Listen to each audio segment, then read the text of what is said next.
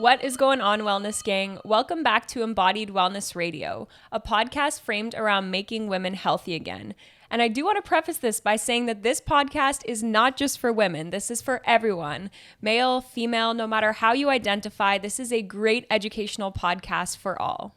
Joining us today is Kim Vopni. She is a self-professed pelvic health evangelist and is known as the Vagina Coach. Add that to the list of things I never thought I would say in my life, but Kim is also a certified fitness professional who wants to end the suffering associated with pelvic floor dysfunction. She's a published author, a passionate speaker, and a women's health educator. Kim is the founder of the Pelvian Wellness Inc., a company offering pelvic health programs, products, and coaching for women in pregnancy, motherhood, and menopause. She also co-founded, grew, and sold a company called Bellies Inc., where she created the AB System, a revolutionary birth prep and recovery system for pregnant women. Her annual event, Kegels and Cocktails, has helped hundreds gain knowledge, and her Buff Muff app is ensuring everyone knows how to do Kegels and actually does them. Kim also certifies other fitness and movement professionals to work with women with core and pelvic floor challenges through her Core Confidence Specialist certification. You can find her online at www.vaginacoach.com and on her social media at Vagina Coach. And the notes for today's podcast can be found at embodiedwellnessco.com/blog/vagina coach. Kim, welcome to the podcast. Thank you. I appreciate the lovely introduction. Thank you so much for having me.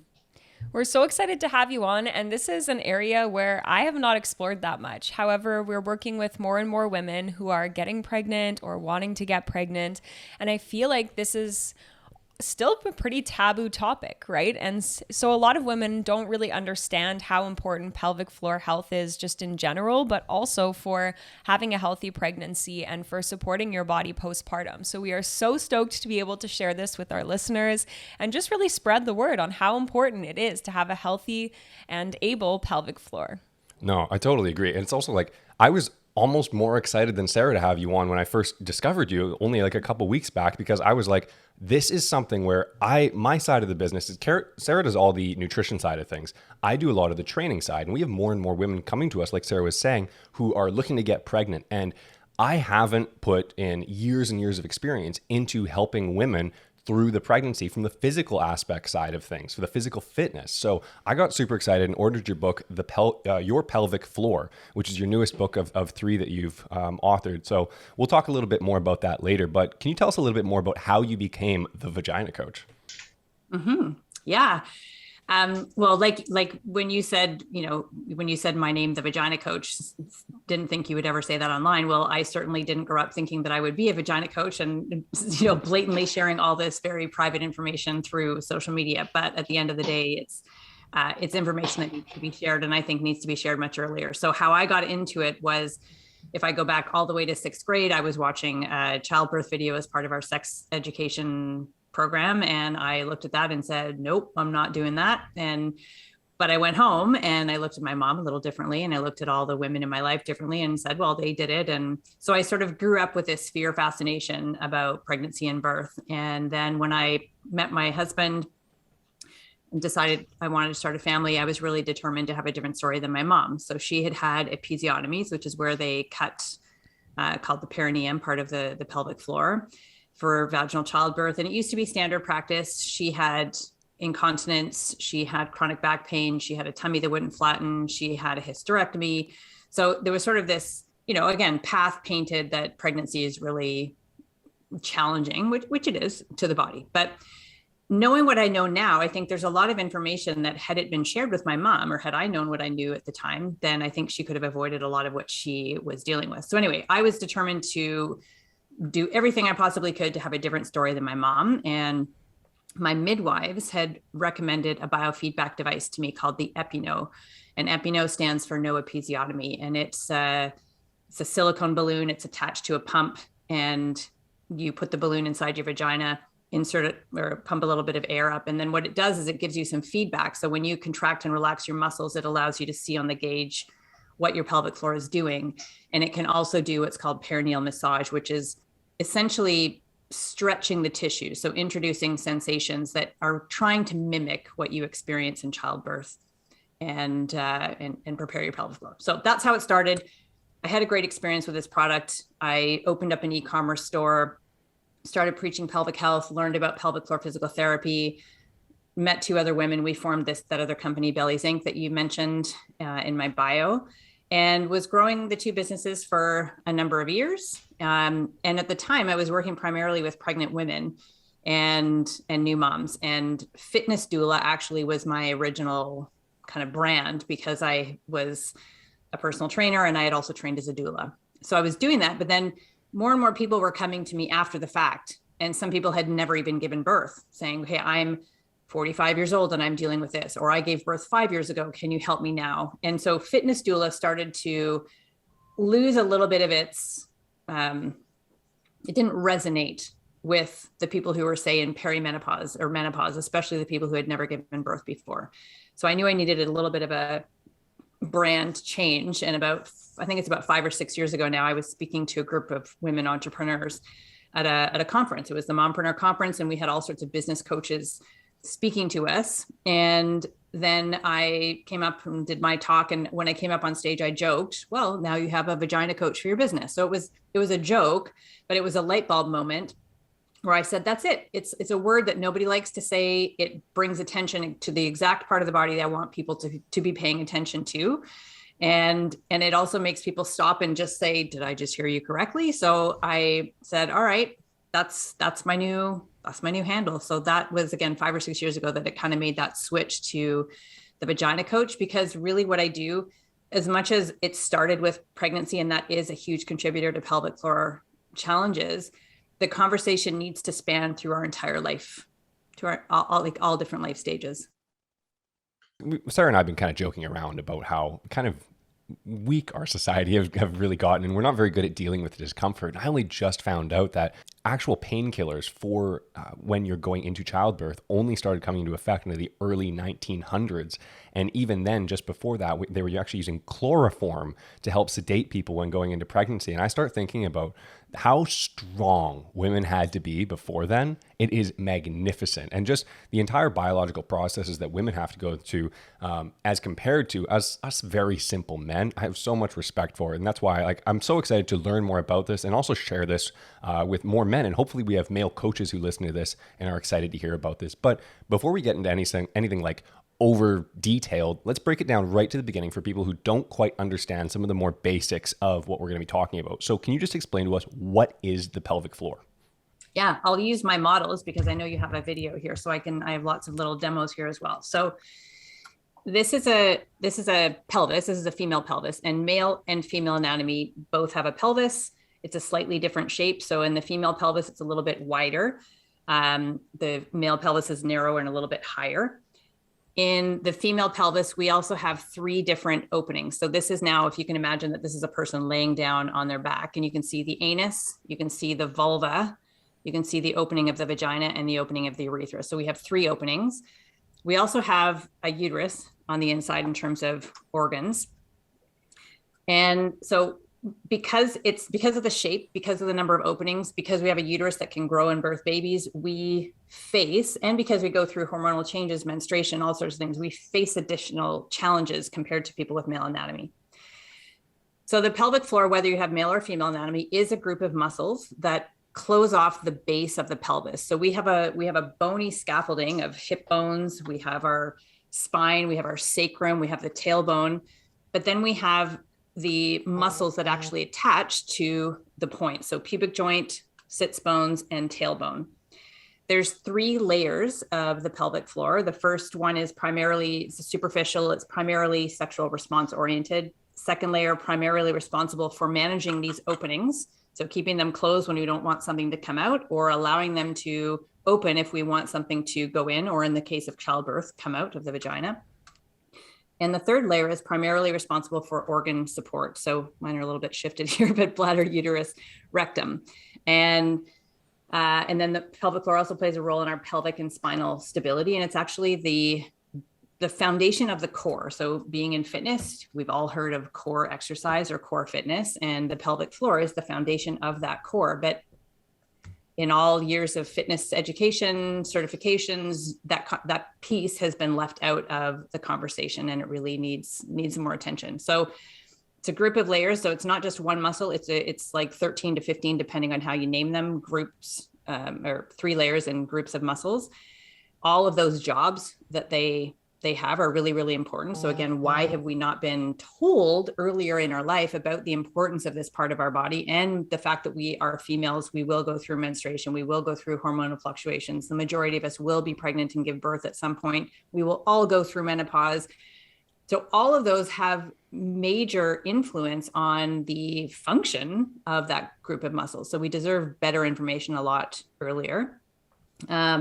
So that's what the pelvic floor is. That's where it is from a landmark perspective. And those are the jobs that the pelvic floor performs. Mm-hmm. And I think, first of all, let's just give a shout out that there's a layer that is mainly for sexual response. So that's pretty rad as a female. And also from someone who's gone through numerous trainings of teaching, women, bar classes, group fitness classes, a personal training certification. A little bit in bar, you kind of touch on it, but otherwise it's completely left out. And as Kim mentioned, it is the base of your core. It is so important for stability. And any time that I've even heard it referred to or mentioned in a class is usually like, engage your pelvic floor. And most people are like, what the heck are they talking about? And you can kind of see everyone looking around. I actually have someone who's really close to me right now who is in the early stages of pregnancy, and she has been doing some online classes, and she's like, what does it mean when they say engage your pelvic floor? They were talking about it, but I don't really understand. And I do think that there's such a lack of information on the importance of it, what it does, how it functions, how to engage it, why you would even want to, and especially as women are preparing for pregnancy. So I know that you touched a little bit on your mom's story, and you were really determined to have a different story and to teach women how to have a different story than that. So have you seen great success or differences in pregnancy for the most part of women who maybe prepare their pelvis or understand pelvic health versus those who don't? Yeah. So I sort of view it like, and unfortunately we live in a society, in a world where I'm very much a preventive minded person. And there are some people who are like me, but the majority of people will fix a problem that already exists rather than take steps to prevent something from happening in the first place. So what I've learned over the years of working with many different women, but starting out primarily with pregnant women, is the people who are pregnant for the first time don't really have a problem to fix. And they don't necessarily see the importance or the reasons behind learning about their pelvic floor. It was the second and third time, fourth time moms who were actually the biggest customers, because they've come back and said, I wish I listened to you. I wish somebody had told me about this. I wish. And so now they have some issues, or they maybe didn't have the best experience the first time around. So now they have a motivation to do something differently. So again, part of it, like, I think if we start this conversation much earlier, I think it would just become the norm that everybody knows about their pelvic floor. Everybody takes steps to prepare it in pregnancy. So in terms of the people that I've worked with, I don't have statistics, and there's no way that you could 100% study and say, if you do pelvic floor exercise, then you won't tear, or you won't have this, or you won't have that. So we do have some research to show that pelvic floor muscle training in pregnancy can help reduce postpartum incontinence, but also incontinence during pregnancy. And then we also have research to show in the early weeks postpartum as well, the people who are starting it pelvic floor exercise are more likely to regain function and less likely to have long-term lingering effects. So we do have some research to support that. Kegels are one form of pelvic floor exercise, and there's a lot more that goes into pelvic floor wellness or pelvic floor fitness than just Kegels, which is what most people have heard about. And especially in pregnancy, while Kegels do play a role, in my opinion, it's actually more important to learn how to relax the pelvic floor. And I would say that this is true for people who are not pregnant as well. A lot of people interpret their symptoms as weakness, and weakness being laxity. But we can have overactivity in muscles that contributes to weakness. So sometimes people actually become stronger and overcome their symptoms when they learn how to relax. So in pregnancy, part of what I do is teach people how to connect with their pelvic floor, understand where it is, understand how to access it, understand all of its jobs, but also have them appreciate that a vaginal birth is an elimination, like pee and poo. We need our muscles to relax to allow something to come out of our body. And if we are constantly just squeezing or just trying to contract and engage the pelvic floor the entire time, we might build up overactivity in the muscles. So there's less like the muscles kind of lose, they're hindered in their ability to ease and to allow and to relax and release tension. So to answer your question, I mean, in my experience, the people that I work with who go through and are educated, they first of all go into their birth feeling a lot more confident. They are usually more mobile, more dynamic, meaning they're moving around more in their pregnancy, which is beneficial. And they also know what to do in the early stages postpartum from a recovery perspective. So those three things make a huge difference compared to the people that kind of go in saying, well, everybody else does it. I think I'll just go with the flow and see what happens. Mm-hmm. So I actually had a teacher, a professor, and she was the first person who I'd ever hear talk about pelvic floor health. And she brought it up in class. I think it might have been a Chinese medicine class. And she said to start noticing when you go pee, if you're like pushing out like a spaz, your pee, and if you can just sit there and relax, because most people don't. So would you say that like the way that we do that as females and just all of the tension we hold is also in daily activities such as like peeing, or when we get super tense and we clench our butt cheek and everything just starts to tense up? Does that also play a role in overall pelvic health? Contribute to pelvic floor. It's not just Kegels. We just think about do exercise, pelvic floor exercise as Kegels, and that's it. But if you think about, so strategies that I see that are very common, one of them is if you don't want to have to if you don't want to have to go to the bathroom, I don't want to get a strong urge because I'm not going to be by a bathroom, or I don't want to have to, worry that I'm going to leak in my exercise class, or I've got my baby with me. I really don't want to have to go into a public restroom, then people will start to avoid drinking water. So their logic is, well, if I don't drink anything, then there won't be anything in my bladder to leak out or to give me urges to have to go to the bathroom. But what happens is the urine becomes more concentrated. We become dehydrated. The urine's more concentrated. That's irritating to the bladder. So the bladder is going to signal you more frequently and more strongly to get that out. So we have people who have these behaviors that think that they are doing something helpful, but they're actually starting to contribute to challenges. So that's one thing.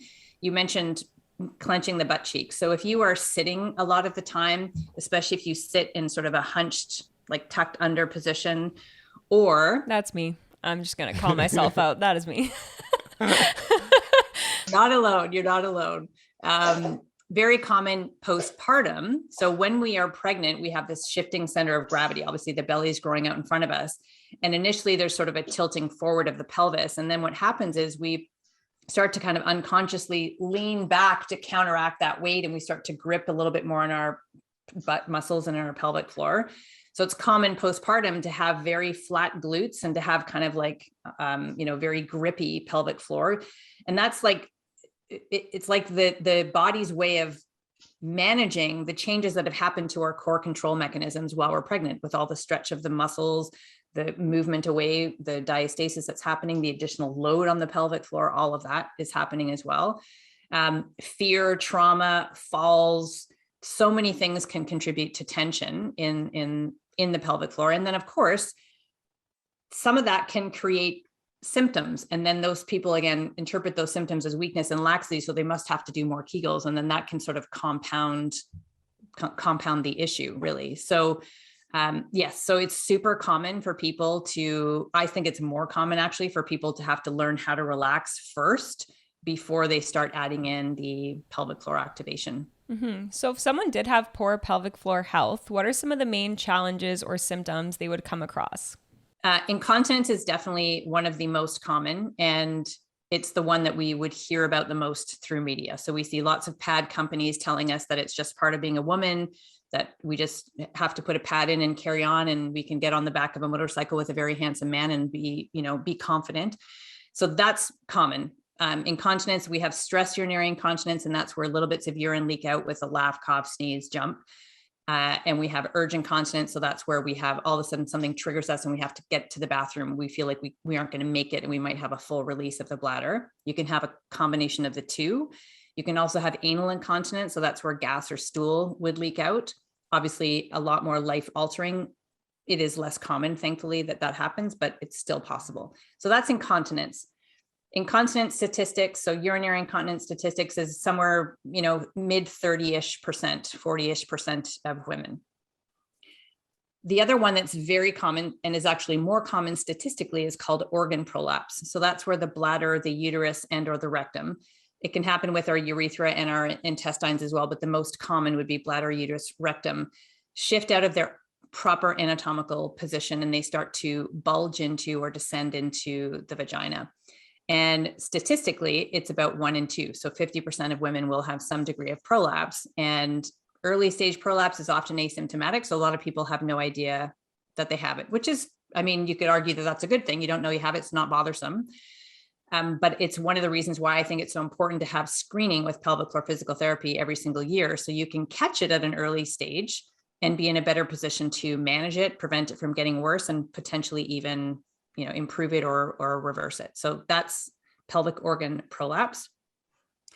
Pelvic pain, we also, it's very common. So pelvic pain is where it could be pain in and around the vulva. It could be pain with sex, could be pain in the tailbone, pain in the pubic joint. Like there's lots of different types of pain that would fall under pelvic girdle pain. I didn't talk about symptoms with prolapse. So many are asymptomatic, but some of the more common symptoms would be low back pain, feeling like you have something like, it's like you could feel a tampon. You feel like there's something inside you.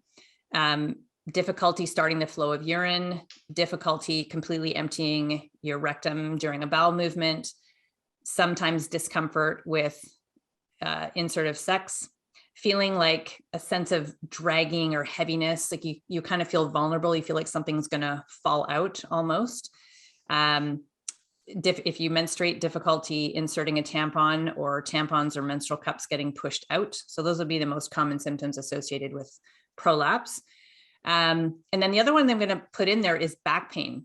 So I talked about it as a symptom of prolapse, but low back pain is very common. I'm sure you have dealt in your practice with people with low back pain. It's very common.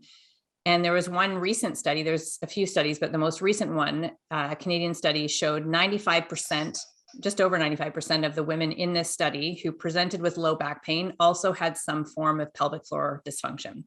So it's an overlooked. People go to massage therapy, chiropractor, acupuncture, fitness trainers, and those can all be beneficial and helpful, but often pelvic floor physical therapy is the missing link in terms of figuring out the root cause of what is contributing to that chronic back pain.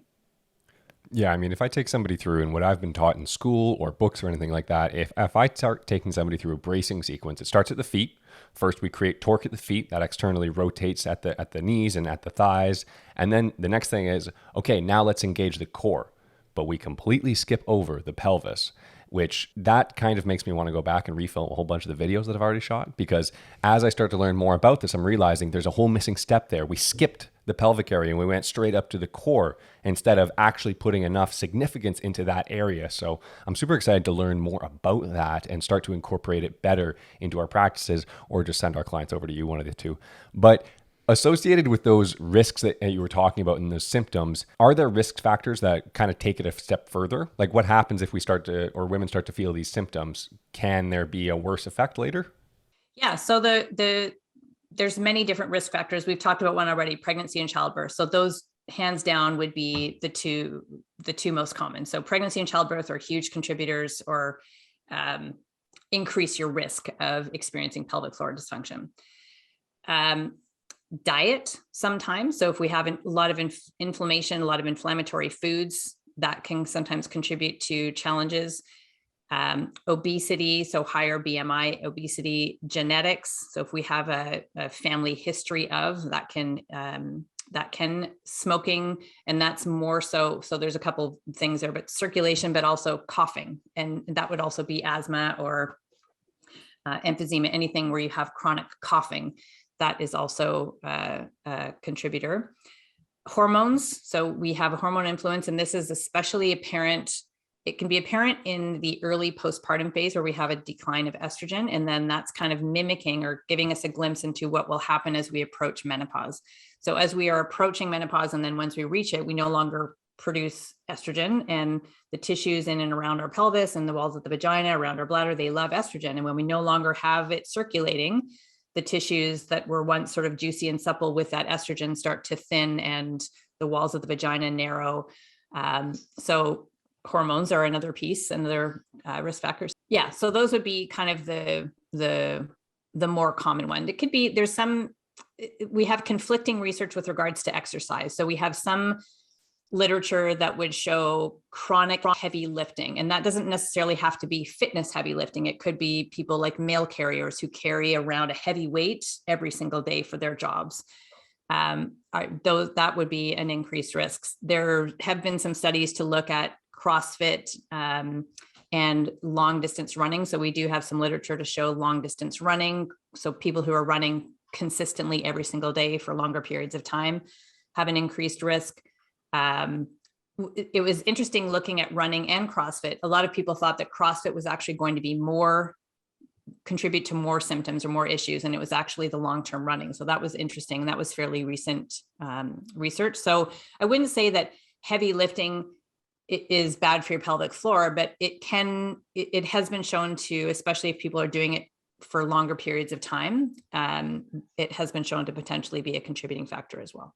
So we chatted a little bit about pain related to low back pain and sometimes during pregnancy, but can you explain a little bit the connection between pelvic inflammation or issues with the pelvic floor causing period cramps? Because that's something we work a lot with our clients on. And I have read a lot of books on this. I've listened to tons of podcasts. I've done courses, and I've only seen the pelvic health really touched on once in all of my research. So I'm interested to hear about your knowledge and understanding on the correlation between period cramps and pelvic health. There's lots in there. So endometriosis is one big contributor that's been getting a lot more awareness, I would say. So endometriosis can be a contributing factor. Adenomyosis, which is sort of like a sister of endometriosis, can be a contributing factor.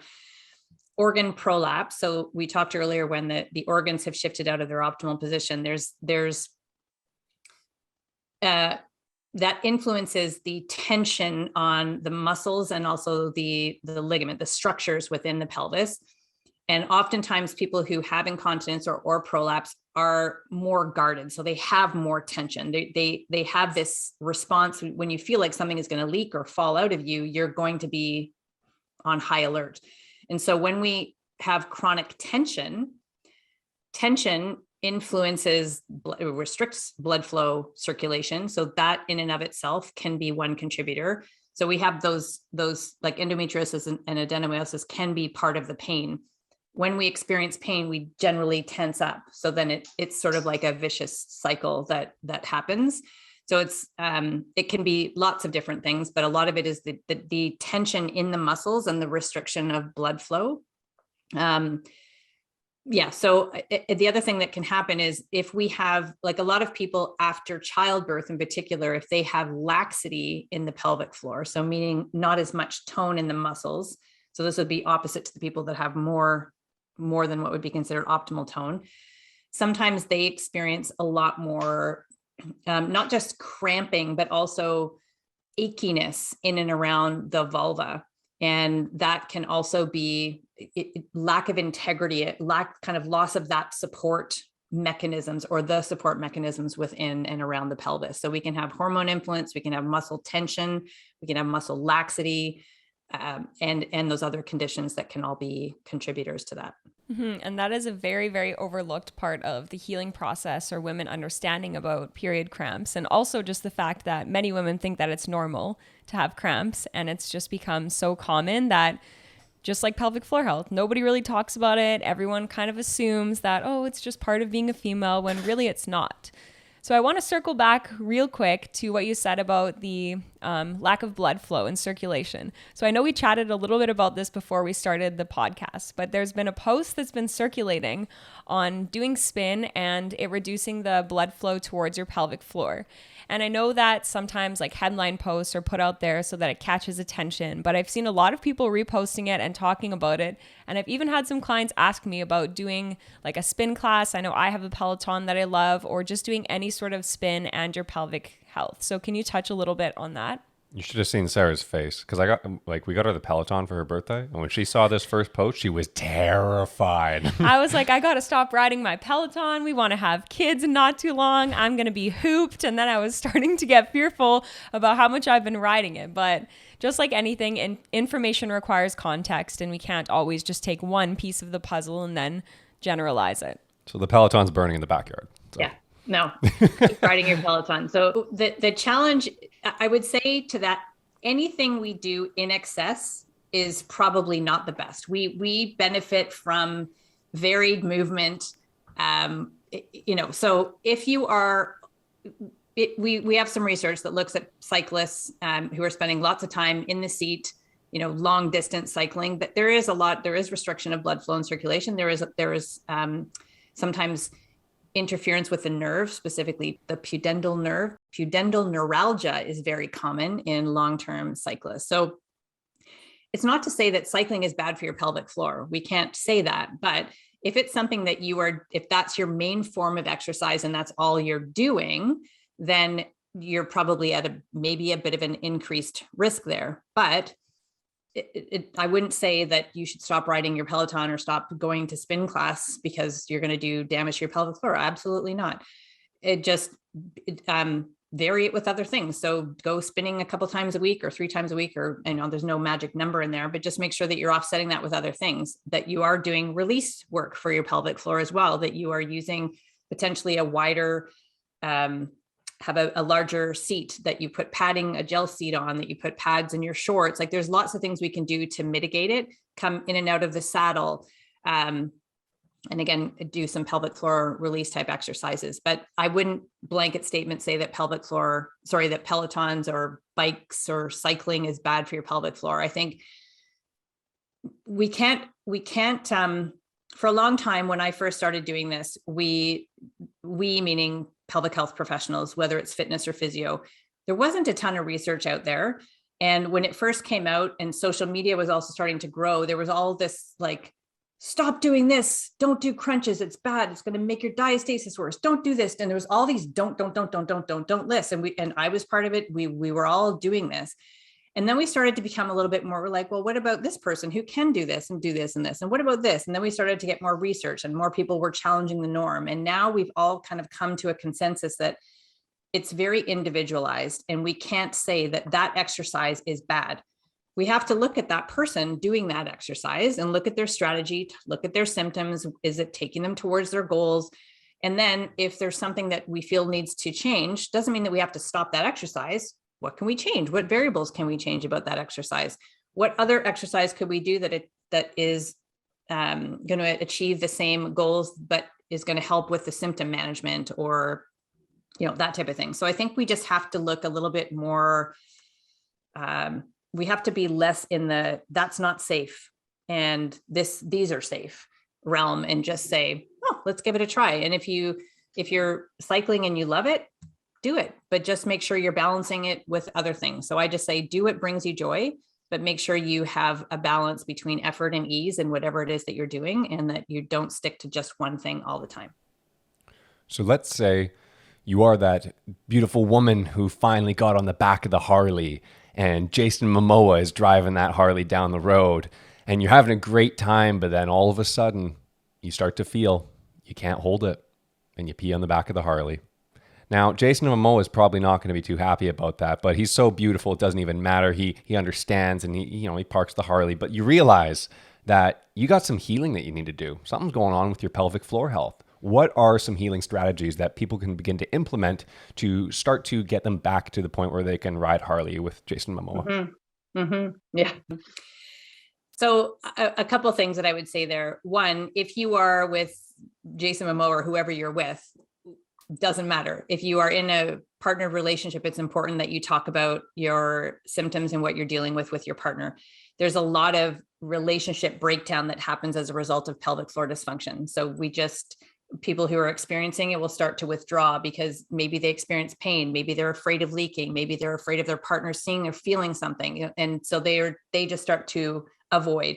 The partner then interprets that as, I'm doing something wrong. They don't love me anymore. They don't want to, so we need to have open lines of communication as a baseline. The other thing is, you're not alone in this. And there are so many options for help that are not Band-Aid approaches like pads. So pads, in my opinion, are something that can provide temporary support, relief, while the person is seeking treatment. And that's the part that's left out of messaging. We are given the impression that this is for the rest of our lives.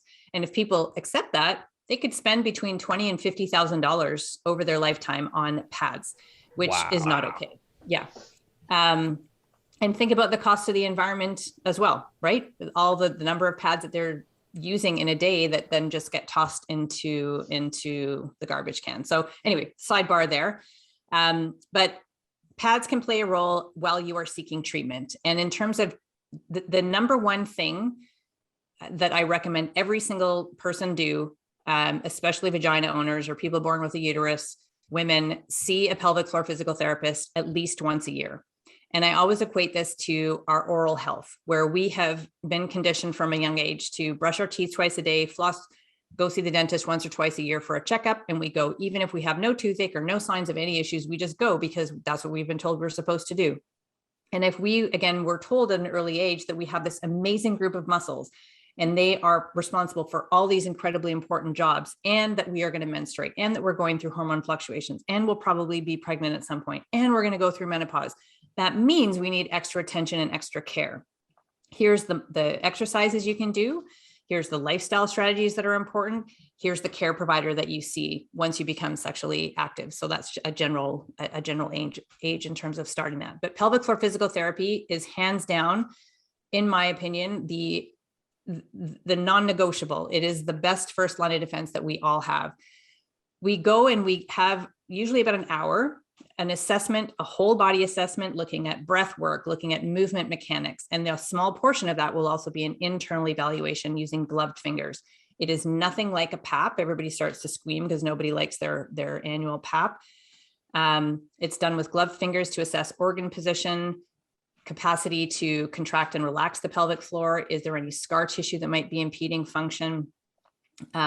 Checking balance of, is one side more lax than another? Is there balance between the two sides? So there's a lot of really important information that people find out. And then from there, you understand what type of movement and exercise you would benefit to focus on. So again, it's not just Kegels are thrown out as this blanket statement cure-all for any pelvic floor dysfunction. And we know now a lot more that that's a form of pelvic floor exercise, but we need to incorporate a whole body approach. So my philosophy is learn how to connect with your pelvic floor through a Kegel exercise and coordinate it with the breath. So I call it the core breath. I've got videos on my YouTube channel to walk people through how to do that.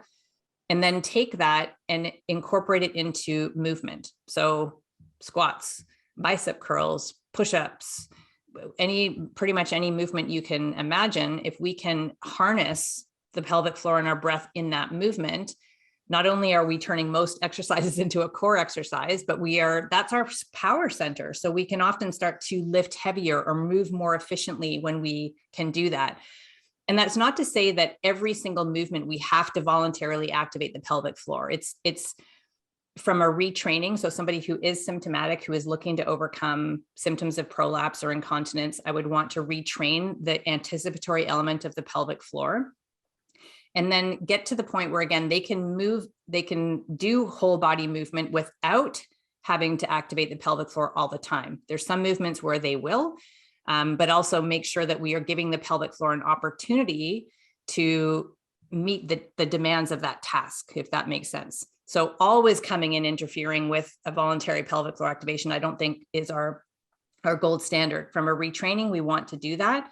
But then we're kind of like, okay, remember pelvic floor, this is what you're supposed to do. I'm going to give you a task here. Can you meet the demands? So pelvic floor physical therapy, whole body movement, incorporating the pelvic floor, diet and lifestyle. So looking at removing bladder irritants, making sure you're hydrated, taking out inflammatory foods, making sure you're eliminating efficiently, meaning pooping every single day without straining. Constipation is a huge contributor to pelvic floor dysfunction. So we need to get on top of that, and move in varied ways. Make sure we have a balance between the effort and the ease. So Wellness Gang, Kim is obviously a wealth of information, and I'm going to be trying to be going a lot harder on the podcast notes for this podcast and any in the future, because I feel like there's like 6 blogs we can write just in this podcast alone. So for the videos that she mentioned or anything else in the podcast, check out embodiedwellnessco.com/blog/vagina coach to pick up any of the information that we've talked about today. And something else that you mentioned that I think is really important is this communication with your partner. And we see this a lot of the time with just overall like menstrual cycles as well, where we as females don't necessarily know what to do or what we need or even how to help ourselves with the issues we have going on, right? So as you mentioned, someone might be having incontinence or having maybe pain with sex, and they think that they're the problem and that it's just something they have to deal with. And they aren't necessarily open or aware of the fact that it doesn't have to be like that. And there are ways to support ourselves. And I think that that also contributes to the disconnect is I, as a female, don't necessarily know what's really going on, and then I draw back a little bit. And so it's hard for me to talk about something that I'm not even fully aware of, like what's going on or how to help myself or if I can help myself. So what would you say are some ways for females that they'd be able to communicate with their partner if they're not fully sure what's going on, or just to open up that line of communication? Mm-hmm. You're so right. And we deal with a lot, and this isn't a pity party, but just there are a lot of changes that happen within the female body that we need to manage. And a lot of it comes down to lack of education and awareness. And when you don't know what's going on, or when you think you're the only one, or when you're embarrassed about it, or you're ashamed, or maybe you've been dismissed by a care provider because that's just normal, then you're most likely going to start to withdraw, and then you start to you feel like you're not worthy. You feel like it's your fault. You feel like you're doing something wrong. All that. There's a lot of emotion and a lot of, I don't know, I'm thinking of a different word, but there's fear and shame and embarrassment. And then if we are thinking it's our fault, and if potentially we're in a partnered relationship and that person is feeling some sort of, uncertainty with regards to why are you not doing this, why this, and so it's just going to exacerbate. So I think that it comes down to that education and knowledge, and many of us, you, myself, lots of people are out there trying to preach. So hopefully we go beyond headlines and social media, and people are actually getting, and I know that it's happening. I hear from lots of people who follow me. I know people, my colleagues, people are gaining more awareness, and they now know what questions to ask. They now know there is help. They now know there are care providers to go to that can hopefully ease the conversations that may happen between a partner. I don't know of any, magic ways to talk about it other than just to be vulnerable and to be open. And hopefully that is a foundation of a good relationship anyway, to say, this is what I'm experiencing in my body. I'm taking these steps to figure out what's going on so that I can understand and potentially make changes that will help support it. For right now, when this happens, so maybe it's pain with sex. This is what happens, and this is what I feel in my body. Maybe it's a position change. Maybe it's a time of day change. So people who experience prolapse typically are more symptomatic as the day goes on. So maybe they change so that they are more morning, have morning intimacy as opposed to later in the day. So looking at, kind of like with movement, looking at varied ways, looking at things what variables can we change here together to work on this? And I need your support while I am seeking out this treatment. So this is what I'm doing to try to help myself. This is what I would benefit or need from you while I'm going through this. And it really, I said we, because it kind of is a we thing. If you are in a relationship with a person, what one person is experiencing is within their own body, but you are in a partnership. And I think we need an opportunity to share in that knowledge seeking, and maybe even have the partner come to the assessments to understand, so that they can hear also from the therapist. So a lot of my former business partner is a pelvic floor physical therapist, and she has husbands, partners coming in all the time to understand. She's even had women who bring their teen daughters in so that they can see what's happening and they can also learn. And I think that's a big step that can help too, because then the person experiencing it feels validated, and the person who is the partner can also hear from another person's perspective, and maybe even get some knowledge with regards to things that could change. Is that helpful? Mm-hmm. Absolutely. So now that we're kind of on the back half, the late night radio show part of the podcast, let's talk about another intimate topic that I think we've already talked about it a little bit, but let's dive a little bit deeper into sex. What role does pelvic floor health play on sex? Past what we were just speaking about as far as like in relationships, what does the actual physicality part of the pelvic floor have to do with sex? A lot. So we have the pleasure. It's how we either experience or don't experience pleasure, and the muscles can contribute, to our capacity to experience pleasure or not. Our pelvic floor can play a role in potentially allowing something to be inserted if we want that to happen or not. People who maybe have fear or trauma, or maybe have overactivity in the pelvic floor, they may not even be able to accommodate something even as small as a pinky finger to be inserted. So there's lots of things that can contribute to the inability to experience all the different types of intimacy or sex with somebody, or even on their own. And that's another piece in there. Sex doesn't have to be with another person. We can explore our own bodies. We can have self pleasure, and that's something that again there's a lot of taboo associated with.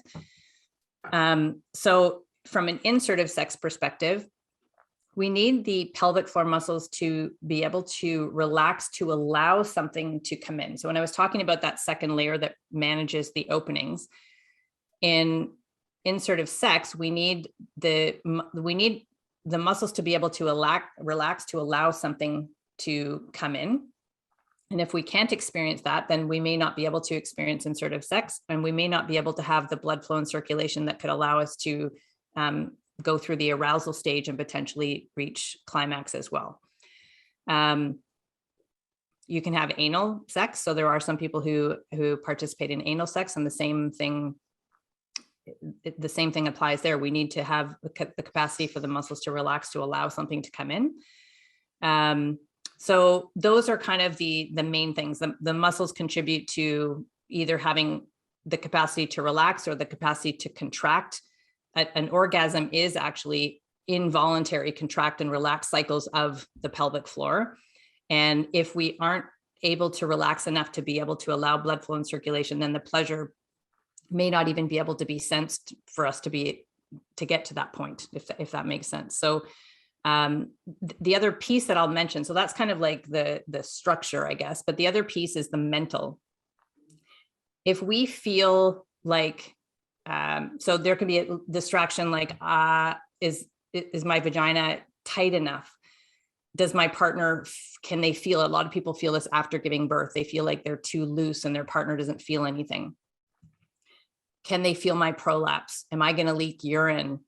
And then, so you're kind of going, you're not present in that moment. You're thinking about all of these other things, usually to do with your own body and potentially the interpretation of that other person. So that can also then interfere with your capacity to enjoy, experience pleasure, experience an orgasm. So we have the physical and we have the mental component. And I'm not a sexual health counselor per se, but I can help people understand what might be mechanically, so kind of looking at the biomechanics of it, or mentally influencing their capacity to enjoy or not enjoy the moment. So sex is obviously a sweaty topic, but so is exercise. What role does your pelvic health play in exercise? Huge. So we've talked about it being the foundation of the core. It's a place where we can derive our power. The thing to consider is the people who have incontinence, the people that have prolapse, the people who are dealing with pain, they may be avoiding exercise. So they have maybe stopped running. Maybe they don't go to boot camp classes. They don't ride a Peloton anymore. They don't do things because they think that it's going to make their pelvic floor challenges worse.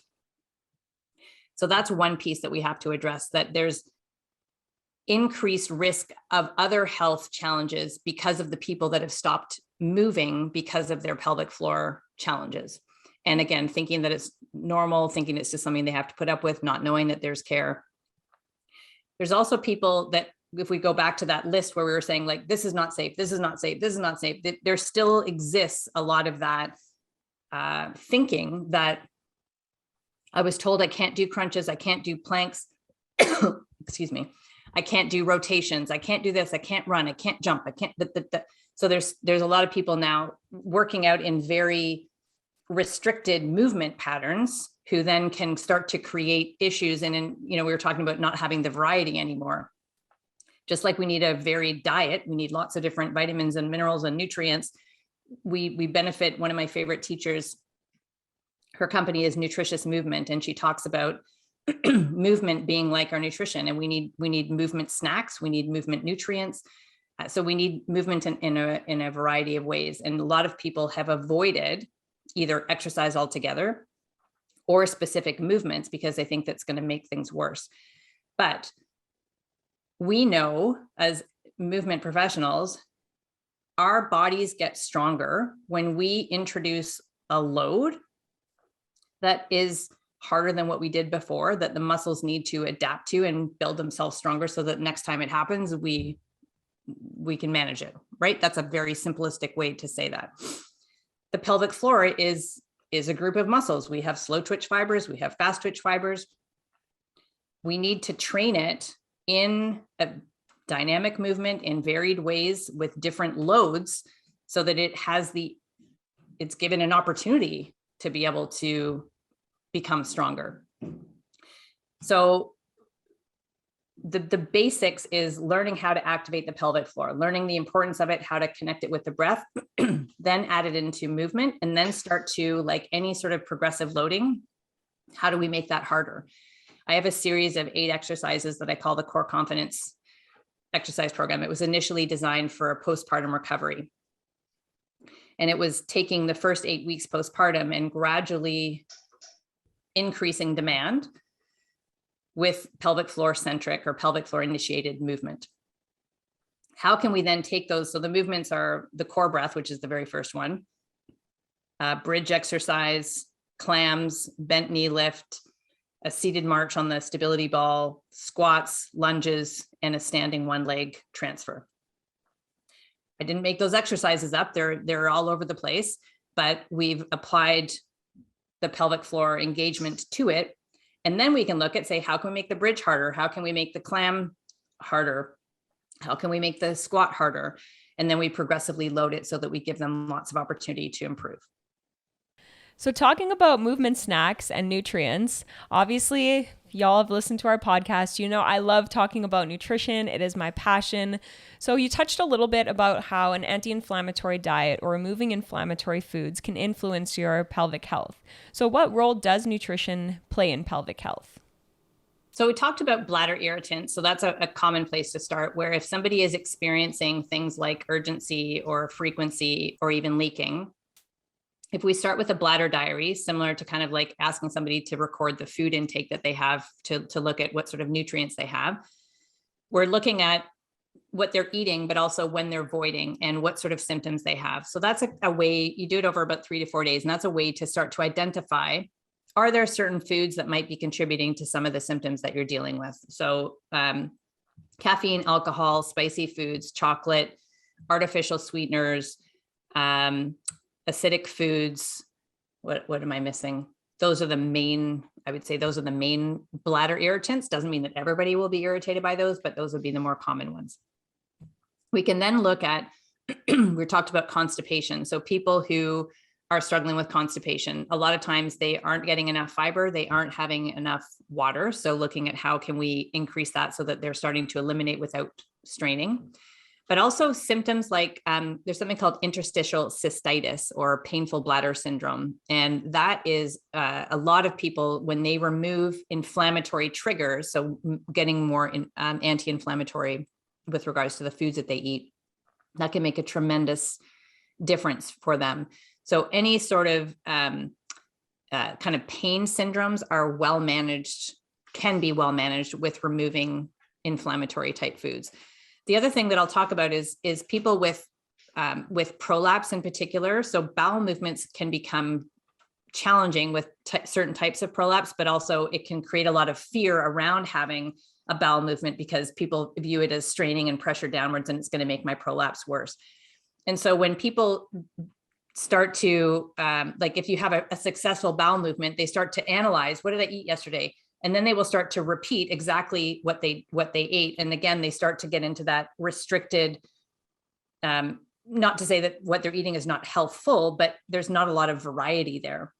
That can then influence the gut microbiome. So we know that we benefit from having different foods in our diet to support the gut microbiome. And if we're just eating a very restricted diet because that's what helps us poop properly, then we're missing out on a lot of other things. So the general recommendations that I have, I recommend that people work with a nutrition practitioner, but I also have them track the amount of fiber that they're eating, the amount of water that they're drinking or not drinking. A lot of people don't drink as much as they think they're drinking. And then if they want to, they could potentially do some food sensitivity testing, but they could also just do their own elimination diet. Gluten, we know, is inflammatory for many people. Dairy is inflammatory for many people, but there are other things like eggs, corn, soy that could be potential issues for people as well. So if somebody's really serious, then AIP or an elimination diet to start out with. And then it's just a matter of how does that influence your symptoms? Do you feel better or not? And then you can start to gradually add things back in and see how your body reacts. But yeah, I would say there's a lot of, in general, in health right now, there's a lot of talk about inflammation, gut health, and removing common inflammatory foods. And I think that serves, I know that from a personal perspective, but also client perspective, that helps reduce symptoms as well. Mm-hmm. And it helps with so many different things. I always say like general strategies for a large part are enough for most people. And I love how you also chatted about how everyone is different, because it can be so myopically focused where we want to say like, if you have X problem, then you can only do X, Y, and Z, or everybody should, da, da, da. And it's really not true. And I love how you also mentioned having people log their symptoms and having people log their food, which is exactly what we do with our clients. I have a symptom log when everyone does their intake. It's like, what did you eat? Bowel movements, how did it feel? Stress, any symptoms? Because that is how we really gather information, especially from an individual perspective. You know, many people will say like, oh, I randomly get da da da da. I'm like, well, there's nothing really random. It's just a pattern that you haven't come to understand. And so it is so powerful for anyone listening to this to take notes, right? Be your own detective. This is what I do when I'm looking at client logs, but we actually talked about this on our podcast as well. You can do this. Anyone can do this for themselves. Write down what you're eating, how much water you're drinking, even sleep, stress, movement is also information we gather from our clients.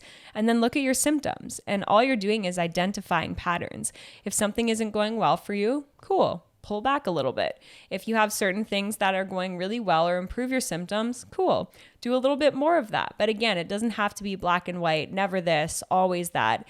It's about experimenting with our own bodies and really being our own detectives to understand what things move us forward towards our goals and what things maybe aren't supporting our health at this time.